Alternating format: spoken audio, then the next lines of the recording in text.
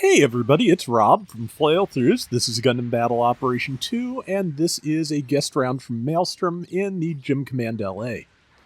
In case you didn't know, the Gym Command Light Armor comes from the instructions for the original 1/144 scale Gym Command space type. Almost all the 0080 kits had at least one variation on their design in the manual for of the kits. And yeah, the space type had the command light armor. Okay, that is a Zaku Flipper that Mail's fighting. And man, it wrecked his shield, but he's otherwise fine. I forgot how fast this thing is, wow. But yeah, I believe that's also where the full armor Alex comes from, just as an example. But yeah, it's not a bad design. I've always heard that the basically the most of the suits in Gundam 0080 were originally intended to be the original models. They're all variations of that they were not initially considered to be different things. This can be kind of what's the word I'm looking for? I believe there's an episode of SD Gundam where there's actually a RX-78 in the basic style of the Alex. It's not exactly identical, but it's, there's definitely some relation to those designs, which I always thought was interesting. Oh, that was a good hit with that downswing. But yeah, also, yeah, just the 0080 kits are not, oh man, that Zaku tank, he's going to get to do a fair amount of damage, but also there's the whole rest of the team, and he's low on health, so just whatever he can get done before they focus him is good stuff. And it looks like that's going to include killing the tank and getting away. Nice. Yeah, the 0080 kits were actually sold here as high grades back when Gundam first started airing on Cartoon Network. And by modern high-grade standards, they are not that, but in terms of posability and construction and all that, they are excellent for their time. They use some kind of weird polycaps by modern standards, but they do use polycaps, and they're good little kits. And let's see, yep, yeah, that the LA version of the stripped beam rifle is pretty good. Seem to recall it overheats faster than the original, but does good damage, stuns relatively quickly. Okay, the Recon Zaku is what got him finally, but yeah, that was a good long life, and just by luck, his death synced up with the rest of the team, more or less, so that is a good position to be in. Sometimes it's not the worst news when you're the last person alive, because if you're lucky, you'll be with the rest of your team when you spawn back in.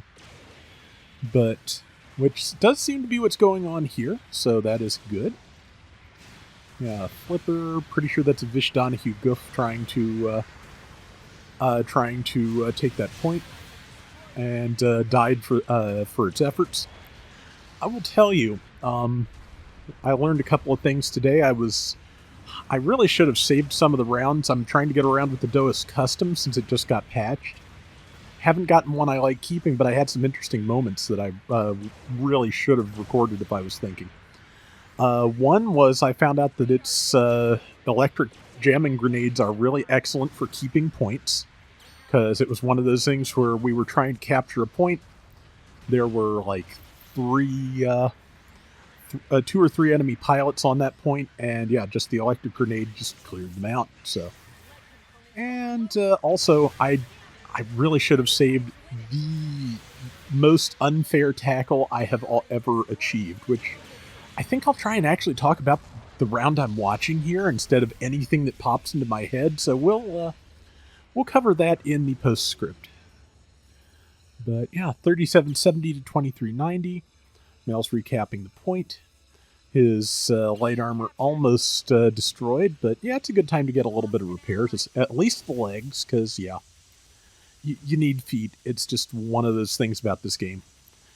I mean, technically, even tank types have the leg health meter on the ground, so yeah, even tanks need feet. It's just the law. I still need to try the Loto. I did roll it, and I have not given it a try yet. But yeah, got legs back, keeping distance because yeah, the enemies were keeping fairly close together at the moment. But yeah, this has been going really well so far. It looks like there's a bomb at the enemy base, so yeah, they've already got a slight lead that could well expand into a large lead. And yeah, good. Yeah, he is doing really well at landing those down swings. But yeah, as you can see, when you're running out of feet, it's yeah, he tried to eject, but it didn't quite work, I think. But yeah, when you're running out of hit points on your legs, just try. Sometimes when you boost, it just does not work out. Especially when you lose leg health while you're boosting, you can just kind of get surprised and knocked on your face. Which is why, especially in low cost rooms, targeting the legs is a good strategy. It can be a very frustrating strategy for the person who has the legs, but yeah, it is part of the game's design. Oh man, that was close. I thought that was going to connect. But let's see. Yep, trying to focus the Zaku tank while not really able to get in much closer because of the rest of the enemy team. But given that a decent chunk of his team is here too, it looks like he should at least be able to land some shots. And yeah, that was worth the overheat. Yeah, that stripped beam rifle really does do really good damage against supports. 1,500 a shot. Wow. So at 300, 1,500 a shot for something that fires that fast is pretty phenomenal. Goodness, a good slash there. Hit the thing above, on top of, and the bottom of the dune, and didn't quite have time to finish that other person, but that was some really good spacing. Okay, and let's take a look. Score, I think they're still up a good amount. Yep, 71-54, about 1,500 points. That cost 300. That is solid. 30-some seconds left, so yeah, plenty of time for Mail to find something else to stab, because especially since, the enemy team is going to be pushing really hard right now, because this is, if they can push hard enough, this is potentially winnable for them. I'm thinking no, especially, once Mail closes in, but yeah. This is definitely the kind of situation where if you are down if you're down a little bit, you move in hard when things are set up like this. And big swing, and that is okay, an assist, but take it. Yeah, that was a good round. Let's take a look at the final scores. But yeah, I should have gotten level 2 of this. I forgot. It'll be in recycle tickets eventually. Okay, yeah, swept the board. Top diversions, 2,300 out of 8,900 points. 720 assist, 81,000 damage, and how many what's?